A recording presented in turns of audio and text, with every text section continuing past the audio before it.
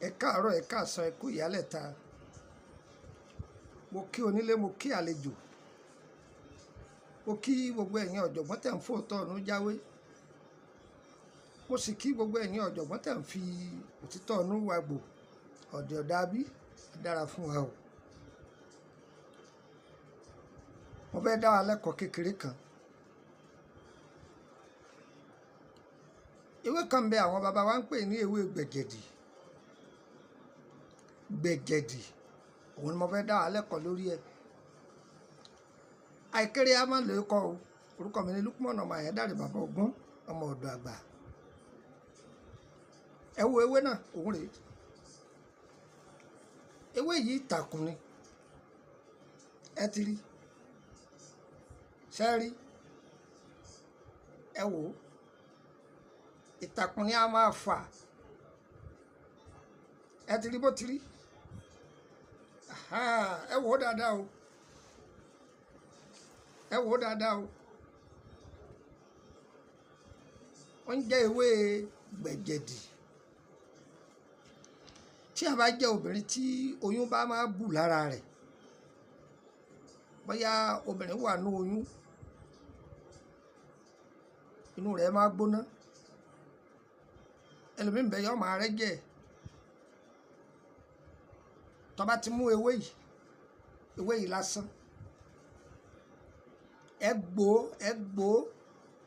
gbó sómi, ẹ bomi sí o, ẹ gbé sí tàdíjọ́ kejì. Tó bá ti dàárọ̀ ọjọ́ kejì, ẹ yọ gbogbo ewé inú rẹ̀, yọ kó mẹ́, kẹ́ wá ṣẹ, kẹ́ fi asẹ́, kẹ́ fi ṣẹ, kẹ́ ní kóbìnrin yẹn máa mu omi yẹn.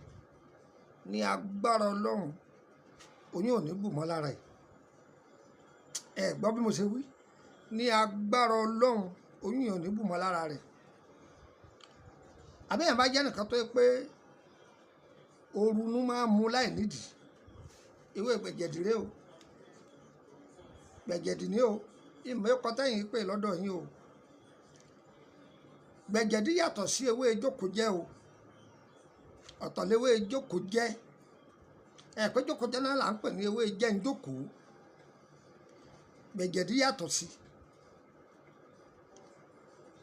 Yóò sàn wá o. Yóò bá wa lára mu. Orúkọ mi lẹ́ẹ̀kan sí Lukman ọmọ Ayédáre bàbá Ògún ọmọ ọ̀dọ̀ àgbà. Nọ́mbà wo lẹ lè fi bá mi sọ̀rọ̀? Báyá lórí ìtọ́jú ara lánàá ewé àtegbò. Ohun tí mo fún wa yìí ń fún wa nítorí pé báyá kẹ́ lè máa pè mí. Mo jùúlẹ̀ fún wa ni. Kó jẹ́ ìwòsàn fún wa. Mo ti ṣàlàyé nípa rẹ̀ níbi àwọn ọ́díò fídíò mi.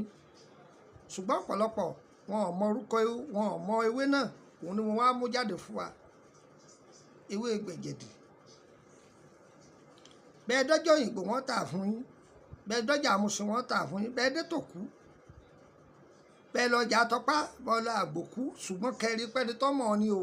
Wọ́n má gbé gbẹ̀kúgbè lé yín lọ́wọ́ o.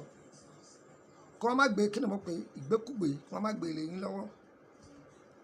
Ọ̀yà mú gẹ́gẹ́ yín kẹ́kọ̀ọ́ nọ́mbà mi lẹ̀ +234 80 32 98 3298. Ẹ gbọ́ dáadáa +234 80 32 98 3298.